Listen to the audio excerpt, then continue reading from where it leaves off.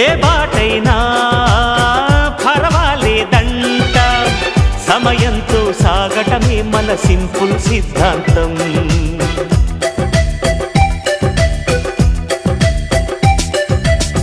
చిరుగాలికి పరిమళమిచ్చే సిరిమల్లెల వనమై ఉందాం, గగనాన్ని నేలను కలిపే హరివిల్లుల వంతెన అవుదాం.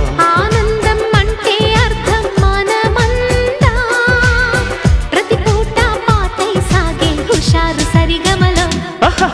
ఎన్నో ఎన్నో రాగాలుండే సంగీతం కాదా, చల్లకి నవ్వుల కేరింత.